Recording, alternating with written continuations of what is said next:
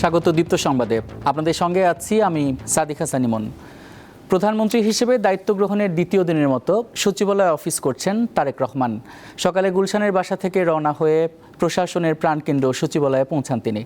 দিনের কর্মসূচি অনুযায়ী সকালে প্রধানমন্ত্রী তারেক রহমানের সঙ্গে তিন বাহিনীর প্রধান সৌজন্য সাক্ষাৎ করেন। কুশল বিনিময়ের পাশাপাশি নানা বিষয়ে এ সময় নতুন প্রধানমন্ত্রীর সঙ্গে আলোচনা করেন তারা।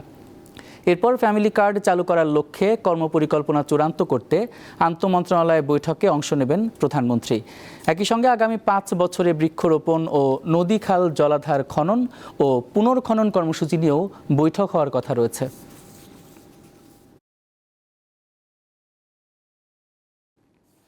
এবারে সচিবালয় থেকে যুক্ত আছেন সহকর্মী রুবায়েত হাসান, কথা বলবো তার সঙ্গে। রুবায়েত, সচিবালয়ে মন্ত্রীদের উপস্থিতি কেমন দেখতে পাচ্ছেন, আর প্রধানমন্ত্রী সহ অন্যান্য মন্ত্রীদের কর্মপরিকল্পনা কি রয়েছে? দ্বিতীয় দিনের যে কর্মসূচি তাতে নতুন প্রধানমন্ত্রী তারেক রহমান অফিস শুরু করেছেন 9:30টার পর, এবং আপনি যেমনটা খবরে জানাবার চেষ্টা করছিলেন, ফ্যামিলি কার্ডের বিষয়ে যে সভা সেটি শুরু হবার কথা রয়েছে দুপুর 12টার কিছু আগে, এবং একই সঙ্গে 5 বছরে 25 কোটি বৃক্ষরোপণ এবং নদী খাল খননের যে কর্মসূচির যে সভা সেটিও দুপুর নাগাদ অনুষ্ঠিত হবে। তবে তার আগে তিনি তিন বাহিনীর প্রধানদের সঙ্গে বৈঠক করেছেন এবং জানবার চেষ্টা করেছেন আসলে নতুন দায়িত্ব নেবার পর এটি আসলে স্বভাবতই প্রোটোকলের অংশ হিসেবে যে সরকার প্রধান তিনি জেনে নেবেন যে কী অবস্থায় রয়েছে দেশের সকল বাহিনী। একই সঙ্গে তিনি সেই বাহিনীরও মন্ত্রণালয়ে যেটি রয়েছে তার দায়িত্ব পালন করছেন প্রধানমন্ত্রী হিসাবে। তো সব মিলিয়ে তার এই কর্মসূচি আসলে আরও বেশ কিছুদিন চলবে, কারণ যমুনা কিংবা রাষ্ট্রীয় তথ্য ভবন যমুনা কিংবা তেজগাঁওস্থ যে প্রধানমন্ত্রীর কার্যালয় সেখানে আসলে সংস্কার বাকি হওয়ার কারণে মাননীয় প্রধানমন্ত্রী সচিবালয়ে আসলে অফিস করবার সিদ্ধান্ত নিয়েছেন। তারই ধারাবাহিকতায় আজ দ্বিতীয় দিনের মতো তিনি অফিস করছেন। গুরুত্বপূর্ণ কিছু সভাতে আজ অংশ নেবার তার কথাও রয়েছে। অন্য মন্ত্রণালয়গুলোতেও আসলে যারা মন্ত্রী প্রতিমন্ত্রীর দায়িত্ব পালন করছেন তারা এসেছেন। দুপুর নাগাদ শিক্ষা মন্ত্রণালয়ে এক ধরনের সভা অনুষ্ঠিত হওয়ার কথা রয়েছে। এই মুহূর্তে আমি দাঁড়িয়ে রয়েছি স্বরাষ্ট্র মন্ত্রণালয়ে, যেখানে একটি সভা ইতিমধ্যেই বিভিন্ন সংস্থা এবং বাহিনীর সঙ্গে একটি সভা শেষ হয়েছে বলে আমার কাছে তথ্য এসেছে। স্বরাষ্ট্রমন্ত্রী সালাউদ্দিন আহমেদ তিনি গতকালই বলছিলেন বাংলাদেশের যে বর্তমান সরকার বিএনপি নেতৃত্বাধীন সরকার তারা 180 দিনের এক ধরনের কর্মপরিকল্পনা হাতে নিয়েছে, যাতে মানুষের আইন শৃঙ্খলা নিরাপত্তার বিষয়টি অগ্রাধিকার দেওয়া হয়েছে। মব সন্ত্রাসের দমন করবে এই সরকার, এমন বার্তা তিনি গতকালই দিয়েছেন। বাহিনীগুলোর সঙ্গে যখন তিনি বসেছেন নিশ্চিতভাবেই কিছুক্ষণ পরে গণমাধ্যমে কথা বললেও তিনি দেশের আইন শৃঙ্খলা পরিস্থিতি নিয়ে ব্রিফ করবেন। তবে বিদ্যুৎ খাদ্যপণ্যের দাম কমানো, আইন শৃঙ্খলা পরিস্থিতির উন্নয়ন, এগুলোর বিষয়ে জোর তৎপরতা সরকারের পক্ষ থেকে লক্ষ্য করা যাচ্ছে। আর একই সঙ্গে শিক্ষামন্ত্রী সহ স্থানীয় সরকার মন্ত্রী বা অর্থমন্ত্রী তারা পবিত্র রমজান মাস উপলক্ষে দ্বিতীয় দিনের নির্দিষ্ট অফিস টাইমে তারা অফিস শুরু করেছেন।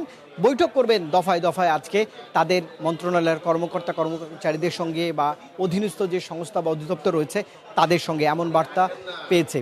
আমি সকালবেলার দিকে গিয়েছিলাম পররাষ্ট্র মন্ত্রণালয়ে। সকাল থেকেই কিন্তু ডক্টর খলিলুর রহমান পররাষ্ট্রমন্ত্রী সহ প্রতিমন্ত্রী তারা অফিস শুরু করেছেন। তারা শুধুমাত্র অফিস করার আগে সাংবাদিকদের জানিয়েছেন যে অফিসের পরে তারা হয়তো কথা বলতে পারেন, তবে তারা অফিস করছেন। তো সব মিলিয়ে যে 50 সদস্যের যে তারেক রহমানের মন্ত্রিসভা তিনি সহ তারা কিন্তু দেশ গঠনে, দেশের উন্নয়নে, মানুষের কল্যাণে কাজ করবেন এমন বার্তা গতকালই দিয়েছিলেন। এবং এই ধারাবাহিকতায় সরকারের অংশ হিসেবে রুটিন দায়িত্ব যেটি জনগণের জন্য কাজ করা সেটি কিন্তু দ্বিতীয় দিনের মতো আসলে চালু রয়েছে এমন বার্তা বলা যায়। সচিবালয়ের আইন শৃঙ্খলা পরিস্থিতি খানিকটা জোরদার করা হয়েছে। আমি দেখেছি যেহেতু নতুন প্রধানমন্ত্রী সচিবালয়ে অফিস করছেন, যেটি অনেকটাই দেখা যায় না বা এটি একটি নিয়মের ব্যত্যয়। যখন মন্ত্রিসভার বৈঠক হতেন তখনই বিগত দিনের যারা প্রধানমন্ত্রী ছিলেন বা মাননীয় প্রধান উপদেষ্টা ছিলেন তারা অফিস করেছেন সচিবালয়ে, কিন্তু নতুন প্রধানমন্ত্রীর রীতি ভেঙে যেমনটা তিনি সড়কে যানবাহন চলাচলের ক্ষেত্রেও তিনি গণমানুষের সঙ্গেই চলাচল করছেন, বাড়তি প্রোটোকলের ব্যবস্থাপনা নেওয়া হচ্ছে না। নতুন এক ধরনের বার্তা দেবার চেষ্টা করা হচ্ছে বিএনপির এই নতুন সরকারের পক্ষ থেকে। দেখা যাক তবে সচিবালয় কেন্দ্রিক যে আশপাশের রাস্তাগুলো রয়েছে তাতে কিন্তু আমি দেখছি সকালের দিকে খানিকটা যানজটও ছিল।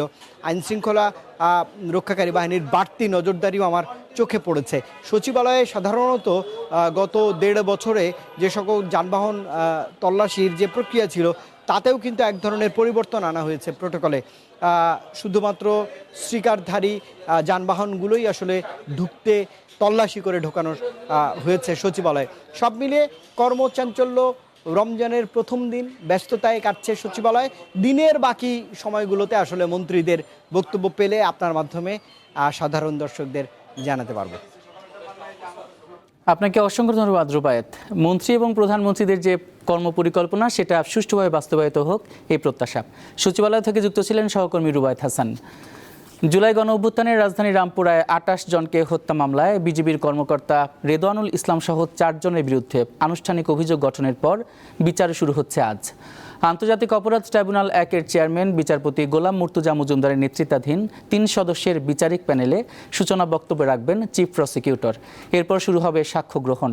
একই সাথে আওয়ামী লীগের শাসনামলে টাস্কফোর্স ফর ইন্টারোগেশন সেলে গুম করে নির্যাতনের ঘটনায় ক্ষমতাচ্যুত প্রধানমন্ত্রী শেখ হাসিনা ও 10 সেনা কর্মকর্তা সহ 17 আসামির বিরুদ্ধে চলা মানবতাবিরোধী অপরাধের মামলার সাক্ষ্য গ্রহণ শুরু হয়েছে। সকালে এসব মামলার অভিযুক্ত 12 সেনা সদস্যকে ট্রাইব্যুনালে হাজির করা হয়। এদিকে জুলাই গণ অভ্যুত্থানে মানবতাবিরোধী অপরাধের মামলায় সাবেক মন্ত্রী ওবায়দুল কাদের সহ 7 আসামির বিরুদ্ধে রাষ্ট্রপক্ষের দ্বিতীয় সাক্ষীর সাক্ষ্য গ্রহণ আজ। এর আগে ট্রাইব্যুনাল 2-এ প্রসিকিউশনের প্রথম সাক্ষী এম এ রাজ্জাক জবানবন্দি দেন। বছর ঘুরে আবার ফিরে এলো পবিত্র মাহে রমজান। বুধবার সন্ধ্যায় বাংলাদেশের আকাশে পবিত্র রমজান মাসের চাঁদ দেখা যাওয়ার বিষয়টি নিশ্চিত করে জাতীয় চাঁদ দেখা কমিটি। এক্ষেত্রে আজ বৃহস্পতিবার থেকে পবিত্র রমজান মাস শুরু হলো। সেই মোতাবেক আগামী 16 মার্চ সোমবার দিবাগত রাতে সারা দেশে পবিত্র লাইলাতুল কদর পালিত হবে। গতরাতে এশার নামাজের পর ধর্মপ্রাণ মুসল্লিরা মসজিদে তারাবির নামাজ জামাতে আদায় করেন। মূলত তারাবি আদায়ের মাধ্যমে রোজার পর্ব শুরু হয়। আর ভোর রাতে সাহরি খেয়ে ধর্মপ্রাণ মুসলমানরা সিয়াম পালন বা রোজা রাখার নিয়ত করেন। এদিকে পবিত্র মাহে রমজানকে স্বাগত জানিয়ে পটুয়াখালী ও বরিশাল সহ বিভিন্ন স্থানে র্যালি হয়েছে। দেশের মুসলিম উম্মার শান্তি কামনায় বিশেষ দোয়া ও মোনাজাত করা হয়েছে। পবিত্র রমজান উপলক্ষে দেশের সকল প্রাথমিক ও মাধ্যমিক বিদ্যালয়ে ছুটি ঘোষণা করা হয়েছে। বুধবার শিক্ষা মন্ত্রণালয় এবং প্রাথমিক ও গণশিক্ষা মন্ত্রণালয় 2026 সালের শিক্ষাবর্ষের সংশোধিত ছুটির তালিকা ও শিক্ষাপঞ্জি নির্ধারণ করেছে। সেখানেই এই ছুটির বিষয়ে উল্লেখ করা হয়েছে। পরে মন্ত্রণালয় দুটি এ সংক্রান্ত আলাদা প্রজ্ঞাপন জারি করে। এতে বলা হয়, পবিত্র রমজান শ্রী শ্রী হরিচাঁদ ঠাকুরের আবির্ভাব, শবে কদর, জুমাতুল বিদা, ঈদুল ফিতর এবং স্বাধীনতা ও জাতীয় দিবস উপলক্ষে 19 ফেব্রুয়ারি থেকে আগামী 26 মার্চ পর্যন্ত ছুটি থাকবে। রমজান সামনে রেখে রাজধানীতে নিত্যপণ্যের বাজারে তৈরি হয়েছে অস্থিরতা। ফলে স্বস্তি ফিরছে না নিম্ন ও মধ্য আয়ের পরিবারে। যদিও আমদানিকারকরা বলছেন দেশে পণ্য মজুদ পরিস্থিতি ভালো। পরিস্থিতির উন্নয়নে ট্রাক সেলে কম দামে ছোলা, সয়াবিন তেল, চিনি, মসুর ডাল সহ খেজুর বিক্রি শুরু করেছে টিসিবি। ছোলা, সয়াবিন তেল, চিনি, মসুর ডাল এবং খেজুরের দাম অসহনীয়ভাবে বাড়তে থাকে। এবারও সরকার পরিবর্তনের প্রেক্ষাপটে রমজানের আগ মুহূর্তে বাজার আবার অস্থির হয়ে উঠেছে। এখন বর্তমানে মাল একটু শর্ট থাকার কারণে গত সপ্তাহের তুলনায় এই সপ্তাহে আবার জিনিসের দাম একটু 10 টাকা করে বাড়তি আছে। তুলনামূলকভাবে একটু তো বেশি, সবাই এই সুযোগটা নেয়। মধ্যবিত্ত ফ্যামিলির মানুষ, তারা বাসা ভাড়া, বাচ্চাদের লেখাপড়া সবকিছু মিলাইয়া দেখা গেছে রমজান মাসের জন্য তার আলাদা একটা বাজেট নিতে হবে। রমজানে আমদানি নির্ভর খাদ্যপণ্যের বাড়তি চাহিদা সৃষ্টি হয়। আমদানিকারকেরা বলছেন এবার এসব পণ্যের পর্যাপ্ত মজুত রয়েছে। কোনো প্রকার মালের কোনো ঘাটতি নেই। রমজানের যে সমস্ত নিত্য প্রয়োজনীয় জিনিসগুলি আছে, যেমন 1 নম্বর হলো ভোজ্য তেল, চিনি, ছোলা, আদা, রসুন, কোনো কিছুরই আপনার পাইকারি পর্যায়ে কোনো ঘাটতি নেই, আমদানির ক্ষেত্রে ঘাটতি নেই। রমজানের নিত্যপণ্যের দাম সহনীয় রাখতে 17 ফেব্রুয়ারি থেকে ট্রাক সেল কার্যক্রম শুরু করেছে trading corporation of Bangladesh TCB. সরকারি এই প্রতিষ্ঠানটি সয়াবিন তেল প্রতি লিটার 115 টাকা, ছোলা প্রতি কেজি 60 টাকা, চিনি প্রতি কেজি 80 টাকা, মসুরের ডাল প্রতি কেজি 60 টাকা আর খেজুর প্রতি কেজি 160 টাকা দরে বিক্রি করছে। উপকার হয়েছে, আমরা খাইতে পারি, এর উপকার না, আমরা তো খাইতে পারি, এর তাঙ্গো উপকার না। এক প্যাকেজে আপনার মনে করেন 2 কেজি হলো গিয়া ডাল, 1 কেজি ছোলা, হাফ কেজি আপনার খেজুর, আর 2 কেজি মশারির ডাল, 2 কেজি তেল। টিসিবি জানিয়েছে আগামী 12 মার্চ পর্যন্ত সারা দেশে মিলবে এসব নিত্যপণ্য। সবার জন্য উন্মুক্ত রেখে ভ্রাম্যমাণ ট্রাক সেলের মাধ্যমে পণ্য বিক্রয় কার্যক্রম 17 তারিখ থেকে আমাদের এই পণ্য বিক্রয় কার্যক্রম শুরু হয়েছে। এই রোজাতে আমরা ট্রাক সেলের মাধ্যমে প্রায় 23,000 মেট্রিক টন পণ্য বিক্রয় করব, আর প্রায় 40 থেকে 41,000 মেট্রিক টন পণ্য আমরা কার্ডের মাধ্যমে বিক্রি করব। তিনি জানান প্রতিদিন 450টি ট্রাকে সারা দেশে নিত্যপণ্য সামগ্রী বিক্রি করবে টিসিবি। শাহরিয়ার ইমন, দীপ্ত সংবাদ, ঢাকা। প্রথম রোজায় এবারে জানবো নারায়ণগঞ্জের বাজার পরিস্থিতি। আমাদের সঙ্গে যুক্ত আছেন সহকর্মী গৌতম সাহা। গৌতম, নিত্যপণ্যের বাজারে কি অবস্থা দেখছেন, আর ইফতারের পণ্য যদি বলি খেজুর সহ অন্যান্য পণ্যের দামের কি পরিস্থিতি দেখছেন আমাদের জানান।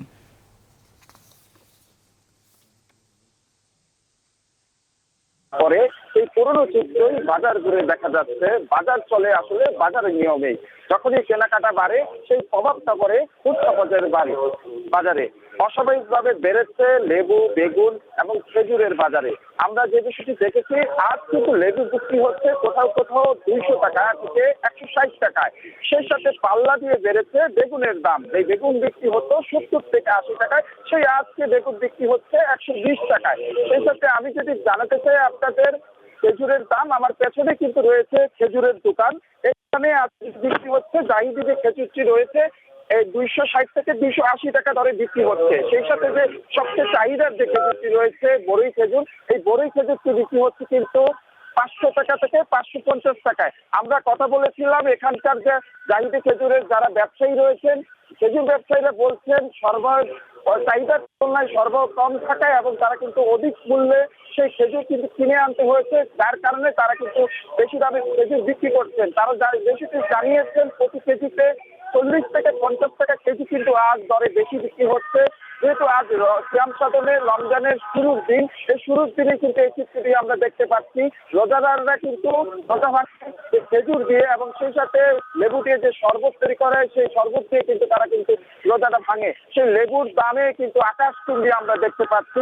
তবে মাঝারি ধরনের লেবুগুলি কিন্তু আমরা দেখতে পাচ্ছি 100 টাকার নিচে কোনো লেবুই কিন্তু বাজারে আজ কিন্তু পাওয়া যাচ্ছে না। তবে বেগুন দিয়ে কিন্তু বেগুনি বানানো হয়, সেই বেগুনের কিন্তু আকাশচুম্বী দাম আমরা দেখতে পাচ্ছি। সেই সাথে দাম বেড়েছে পেঁয়াজের বাজারেও লেগেছে আগুন। সেই পেঁয়াজ আজকে বিক্রি হচ্ছে 70 থেকে 75 টাকায়। আমরা দেখেছি আজকে কিন্তু মুরগির বাজারে কিন্তু একই চিত্র দেখা গেছে। ব্রয়লার বিক্রি হচ্ছে 200 টাকা দরে। সেই ব্রয়লার বিক্রি ছিল গত সপ্তাহে কিন্তু 160 টাকা দরে। সেই সাথে সোনালী মুরগি আজকে কিন্তু 350 টাকা দরে কিন্তু বিক্রি করতে দেখা যাচ্ছে। সেই সাথে যে গরুর মাংস রয়েছে, সেই গরুর মাংস কিন্তু আজ বিক্রি হচ্ছে কিন্তু 800 টাকা দরে। সেই গরুর মাংস কিন্তু গত সপ্তাহে আমরা দেখতে পেয়েছি বাজার ঘুরে 750 টাকা দরে কিন্তু বিক্রি হচ্ছে। আমরা কথা বলেছিলাম বিক্রেতাদের সাথে, তারা যে বিষয়টি জানিয়েছেন যে মৌসুমী যে সবজিগুলি রয়েছে সেগুলো সরবরাহ না থাকার কারণে তারা কিন্তু বেশি দামে বিক্রি করতে হচ্ছে এবং পরিবহনের যে সীমিত পরিবহনের যে ব্যবস্থা রয়েছিল সেই কারণটা কিন্তু তারা দোষারোপ করছেন। তবে ক্রেতারা কিন্তু বলছেন ভিন্ন কথা। রমজান এলেই কিছু অসাধু ব্যবসায়ী সিন্ডিকেট করে এই নিত্য প্রয়োজনীয় বাজারে যে মূল্য তারা কিন্তু অতিরিক্ত দামে বিক্রি করেন এবং তারাই কিন্তু সেই সুবিধাটা নেন। এবং আমরা যে বিষয়টি দেখেছি আজকে পেঁয়াজের সাথে ন্যূনতম দামে কিন্তু অপরিবর্তিত রয়েছে আলুর দামটি। সে ছাড়া সবজি সহ যে অন্যান্য যে নিত্যপণ্যের দাম রয়েছে সেগুলি কিন্তু একেবারেই কিন্তু লাগামহীন হয়ে পড়েছে, যার কারণে বিপাকে পড়েছে সাধারণ মানুষ এবং নির্ভয়ান মানুষ কিন্তু সবচেয়ে বেশি আজকে কিন্তু বিপাকে পড়েছেন। এবং তারা যে বিষয়টি জানিয়েছেন তাদের আয়ের সাথে ব্যয়ের সামঞ্জস্য একেবারেই লাগামহীন এবং নতুন সরকারের কাছে তারা কিন্তু চ্যালেঞ্জ করে দিয়েছেন এবং এই রমজান মাস জুড়ে তারা যাতে এই ধরনের অনিয়ন্ত্রিত বাজার যাতে নিয়ন্ত্রণ করে সেই দাবিটি কিন্তু তারা জানিয়েছেন। তবে তারা আরেকটি বিষয় দেখছেন, বাজারে আমরা একাধিক ক্রেতার সাথে কথা বলে যে বিষয়টি জানতে পেরেছি, তারা কিন্তু এখানে যে বিষয়টি জানিয়েছেন যে নিয়মিত বাজার মনিটরিং সেই চিত্রটি কিন্তু তারা দেখতে পাচ্ছেন না, যার কারণে কিন্তু যা ইচ্ছে তা দাম হাঁকাচ্ছেন কিছু অসাধু ব্যবসায়ী এবং সেই সাথে বিপাকে পড়ছেন সাধারণ জনগণ। এবং সেই নিয়মিত বাজার মনিটরিং করে এই বাজারটাকে নিয়ন্ত্রণ রাখার দাবি জানিয়েছেন তারা। না হলে কিন্তু এই সাধারণ মানুষ আরো রমজানের শুরু থেকে শেষ পর্যন্ত কিন্তু আরো ভোগান্তিতে পড়বেন, সেই বিষয়টি কিন্তু তারা জানিয়েছেন। এবং আমরা যে বিষয়টি দেখেছি এই সবজির সাথে কিন্তু ফলের দামও কিন্তু অধিক দামে আজ বিক্রি হচ্ছে। প্রতি ফল কিন্তু আমরা দেখেছি যে 50 থেকে 80 টাকা কিন্তু বিক্রি হচ্ছে, কিন্তু 60 থেকে 80 টাকা এবং 100 টাকাও কিন্তু আজকে কলা বিক্রি হচ্ছে। সবকিছু মিলিয়ে ভোক্তারা দাবি জানিয়েছেন বাজার মনিটরিং করে এবং দাম যাতে নিয়ন্ত্রণ করে বাজার প্রক্রিয়া স্বাভাবিক করার দাবিটি কিন্তু ভোক্তারা জানিয়েছেন। এই ছিল আসলে আমার কাছে এখন পর্যন্ত রমজানের বাজারে সর্বশেষ। আপনাকে অসংখ্য ধন্যবাদ গৌতম। নারায়ণগঞ্জের বাজার পরিস্থিতি জানাচ্ছিলেন সহকর্মী গৌতম সাহা। পবিত্র রমজান শুরু হওয়ার সঙ্গে সঙ্গে অপেক্ষা শুরু হয় ঈদের। এজন্য অনেকেই কেনাকাটা করতে শুরু করছেন। রাজশাহী বিপণী বিতানের চিত্র জানাচ্ছেন সহকর্মী ইউসুফ আদনান। ঈদকে কেন্দ্র করে রাজশাহীর শপিং মল, বিপণী বিতান ও মার্কেটগুলোতে ঈদের বাহারি পোশাক আসতে শুরু করেছে। এই মুহূর্তে আমি রয়েছি রাজশাহীর আরডি মার্কেটে।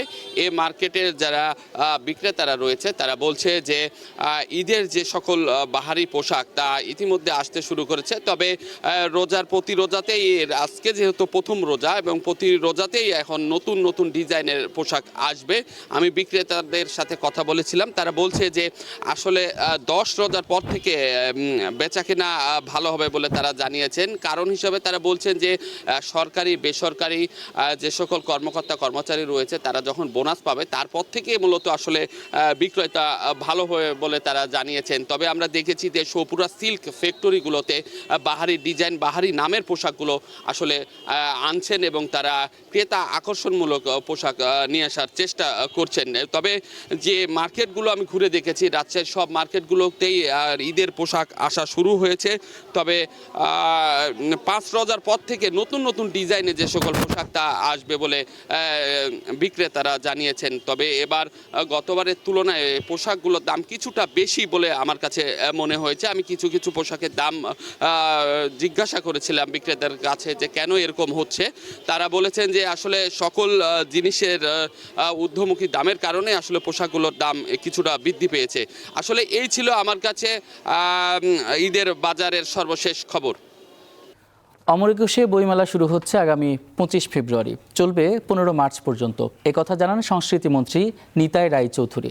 বুধবার সন্ধ্যায় বাংলা একাডেমি সভাকক্ষে প্রকাশক ও মেলার আয়োজক বাংলা একাডেমি কর্তৃপক্ষের সঙ্গে বৈঠকে এই সিদ্ধান্ত হয়। এবারে বইমেলায় স্টল ভাড়া মওকুফ করার সিদ্ধান্ত নেওয়া হয়েছে ওই বৈঠকে। কয়েকদিন থেকে মেলা আয়োজন নিয়ে জটিলতার মধ্যে বুধবার নতুন সরকারের প্রথম কার্যদিবসে দুই মন্ত্রী এ নিয়ে বৈঠক করেন প্রকাশক ও বাংলা একাডেমি কর্তৃপক্ষের সঙ্গে।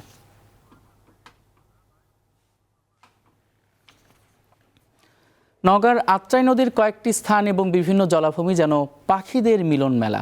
তাদের আনাগোনায় ওইসব এলাকা থাকে মুখরিত, আর তার দেখতে ভিড় করেন নানা বয়সী মানুষ। নদী ও বিলের স্বচ্ছ পানিতে চোখ পড়লেই দেখা মেলে অসংখ্য পাখির কিচিরমিচির। এর মধ্যে অন্যতম পানকৌড়ি, রাতচোরা, শামুকখোল, সরাসি ও বালিহাঁস। এই চিত্র নওগাঁর মাধবপুর উপজেলার আত্রাই নদীর কুঞ্জবন এলাকার। পত্নীতলা উপজেলার আত্রাই নদী, সাপাহার উপজেলার জবই বিল ও ধামইরহাট উপজেলার জাতীয় উদ্যান আলতাদিঘিও পাখির বিচরণের ক্ষেত্র। নিজের ইচ্ছা মতো আসে, মানে সন্ধ্যার সময় সবাই চলে যায়, আবার ধরে নেন ভোর 5টার সময় যখন আজান দেয় আবার সেই সময় আবার সবাই চলে আসে। মাঝে মধ্যে যদি বাঁশ দেওয়া হয় আরও সুন্দর লাগবে, তারা বুঝবে। আত্রাই নদী, আমাদের এই নদীতে প্রায় প্রতি বছরই কম বেশি পাখি আসে, কিন্তু মানে অন্যান্য বছরের তুলনায় এবার পাখি অনেক বেশি। সারা দিন পানিতে থাকলেও রাতে পাখিগুলো ফিরে যায় রামচন্দ্রপুর ও মাধব বন সহ এলাকার বিভিন্ন গাছে। অনেকে এসে খেলাধুলা করে, কেউ ঢিল ছোড়ে। এই বিষয়গুলোর দিকে যদি পদক্ষেপ নেওয়া হয় তাহলে আমার মনে হয় ভবিষ্যতে এইখানে হাজার হাজার থেকে লাখো লাখো পাখির আগমন ঘটবে। শীতের সময় বেশি আসে, বিভিন্ন জায়গার লোক আসে পাখি দেখবার, ছবি ওঠায়। এসব পাখির চলাফেরা নির্বিঘ্ন ও আবাসস্থল নিরাপদ দেখতে চান নওগাঁর মানুষ। নতুন যে ব্রিজ আছে মহাদেবপুরের, এই ব্রিজের মানে উত্তর এবং দক্ষিণে দুই দিকে 2 কিলো, 1 কিলো করে 2 কিলো এলাকা বিশেষ সংরক্ষিত এলাকা ঘোষণার জন্য স্থানীয় যারা আছেন, বিশেষজ্ঞ যারা আছেন এই বিষয়ে, প্লাস স্থানীয় প্রশাসন এবং স্থানীয় সাংবাদিক সকলের সাথে বসে আমরা সিদ্ধান্ত নিব যে সেখানে কি কি আরো করা প্রয়োজন। প্রতিদিন ভোরে আত্রাই নদীতে জড়ো হয় হাজার হাজার পাখি। মনোমুগ্ধকর এই দৃশ্য উপভোগ করেন দূর দূরান্তের মানুষ। সাদিয়া চৌধুরী, দীপ্ত, বার্তা কক্ষ। দেশের শীর্ষস্থানীয় শিল্প গ্রুপ আরএফএল তাদের ব্যবসায়িক কার্যক্রম সহজ, স্বচ্ছ ও প্রযুক্তি নির্ভর করতে চালু করেছে নতুন ডিজিটাল অ্যাপ আরএফএল কেয়ার। সম্প্রতি রাজধানীর একটি হোটেলে আয়োজিত অনুষ্ঠানের মাধ্যমে অ্যাপটির উদ্বোধন করেন গ্রুপের ব্যবস্থাপনা পরিচালক আর.এন. পাল। আরএফএল কেয়ার একটি সমন্বিত ডিজিটাল প্ল্যাটফর্ম, যার মাধ্যমে দেশের বিভিন্ন প্রান্তে আরএফএলের পণ্য ও সেবা পৌঁছে দিতে সরাসরি যুক্ত ডিলার, রিটেইলার, প্লাম্বার, ওয়েল্ডার ও টেকনিশিয়ান সহ সকল সার্ভিস পার্টনারকে একটি প্রযুক্তি নির্ভর নেটওয়ার্কে যুক্ত করা হবে।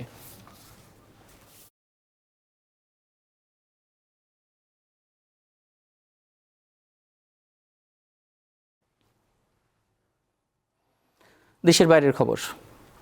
সিরিয়া থেকে নিজেদের সব সেনা প্রত্যাহারের সিদ্ধান্ত নিয়েছে যুক্তরাষ্ট্র। গত কয়েক মাস ধরে সিরিয়া থেকে ধীরে ধীরে কিছু সেনা প্রত্যাহার করে দেশটি। মার্কিন কর্মকর্তাদের উদ্ধৃতি দিয়ে ওয়াল স্ট্রিট জার্নাল জানায়, আগামী 2 মাসের মধ্যে সকল সেনাদের প্রত্যাহার করা হতে পারে। গত সপ্তাহেও কৌশলগত গুরুত্বপূর্ণ এই মার্কিন ঘাঁটি থেকে সেনা প্রত্যাহারের পর সেটি সিরিয়ার সরকারের কাছে হস্তান্তর করা হয়। বর্তমানে বিভিন্ন ঘাঁটিতে প্রায় 1000 মার্কিন সেনা রয়েছেন।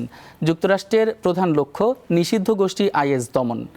তবে সিরিয়ার একটি স্থিতিশীল সরকার আসায় এবং আইএসের হুমকি অনেকাংশ কমে যাওয়ায় সেনাদের ফিরিয়ে নেওয়ার সিদ্ধান্ত নিয়েছে ওয়াশিংটন।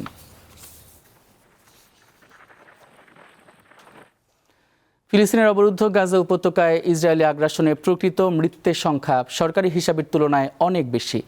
2025 সালের শুরুতেই গাজাতে 75,000-এর বেশি মানুষ মৃত্যুর শিকার হয়েছেন। বিশ্বের শীর্ষস্থানীয় চিকিৎসা সাময়িকী দ্য ল্যান্সেট ওয়ার্ল্ড হেলথের এক জরিপে এই ভয়াবহ তথ্য উঠে এসেছে।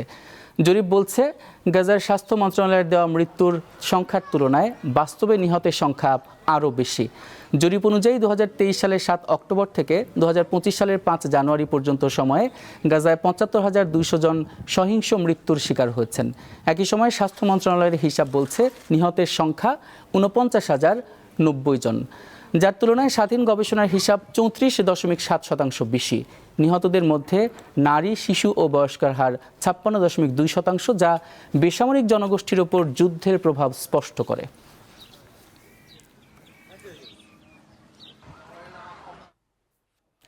ইরান ও রাশিয়ার সঙ্গে যুক্তরাষ্ট্রের আলোচনার পরপরই যৌথ সামরিক মহড়া শুরু করতে যাচ্ছে তেহরান ও মস্কো।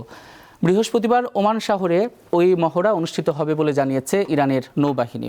মেহের নিউজের প্রতিবেদনে বলা হয়, এ যৌথ মহড়ার লক্ষ্য 2 দেশের নৌবাহিনীর মধ্যে সম্পর্ক জোরদার করা। এছাড়া সাগরের নিরাপত্তা বাড়ানো, বাণিজ্যিক জাহাজ ও ট্যাঙ্কার রক্ষা এবং সন্ত্রাসবাদ মোকাবিলার মতো বিষয়গুলো রয়েছে।